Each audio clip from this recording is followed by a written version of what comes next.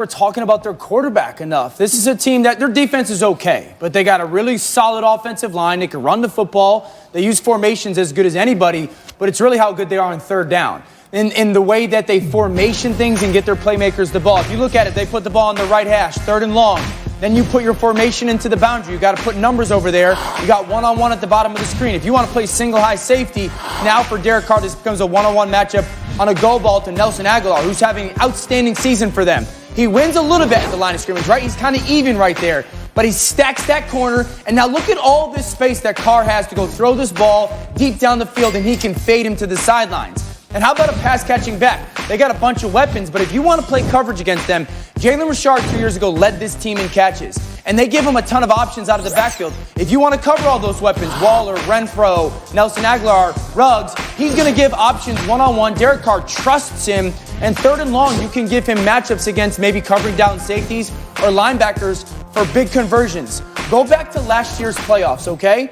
The top 5 teams in the NFL on third downs on offensive production last year are Kansas City, Baltimore, Dallas, Philly, San Francisco. 4 of them are in the playoffs. The only team that's not is Dallas. They're playing Week 17 to get in. This is the number 2 third down offense in the NFL.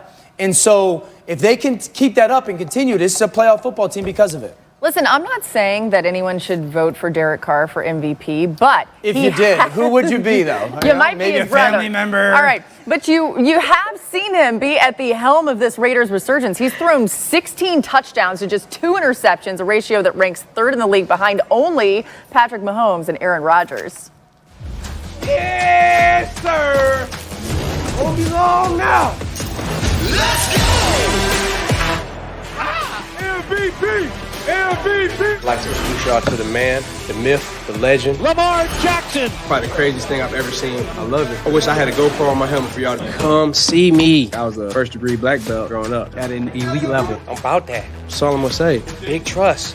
Woo, woo. Big trust. Lamar Jackson. LJ, the MVP frontrunner. LJ for MVP. Still about that. We now welcome in Ravens running back Mark Ingram, who joins us on behalf of the Tide Clean jersey swap. And let's start with some nuts and bolts, get some of this out of the way. Mark, I don't know who you're shushing there, but either way, you've been out since week 6. How's that ankle feeling for you? Getting better. It's getting a lot better. So just takes a little time, you know, a little tricky, but I'm getting a lot better. Working hard to be able to get back out there with my guys, man. Can't wait. Well, you built the old school way, so we expect you back soon. Man, my question is, so you run up 260-something plus against Pittsburgh, and then this past Sunday, you come out in the second half, the Ravens, and they put up the run game and start bullying people. How bad is it sitting on the sideline when you start to see that offensive line move like that, and how bad does it make you want to get back out there, bro? Well, I'm telling you, when they was playing Pittsburgh last week, I wanted to get out there get the gimping out there. You know what I mean? They was moving the ball. They was moving the line of scrimmage. They was creating some runs, man. The backs was hitting it, making people miss and making stuff happen. So, you know, that's definitely tough being able to sit on the sideline when, you know, you guys are getting active like that.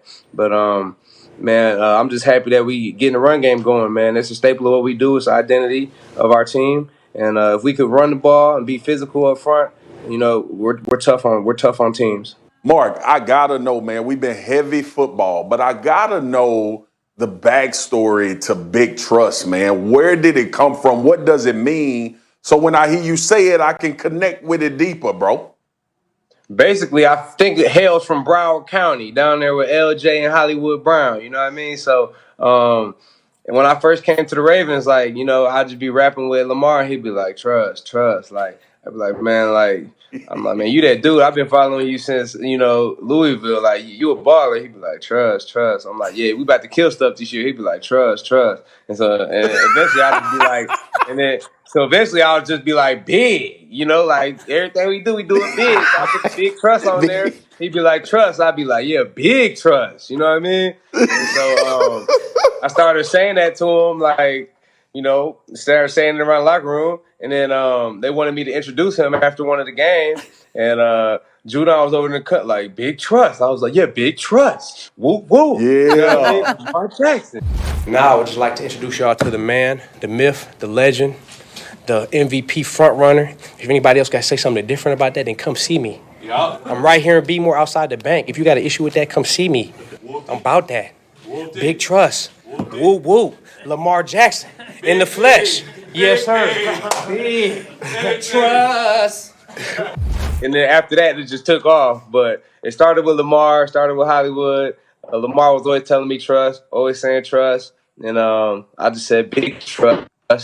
And That's love, man. blew up from there. Let's play a little game here. We're gonna do finish the sentence. So I'll say the sentence and then you finish it for me after I go. All right, you ready? Yes.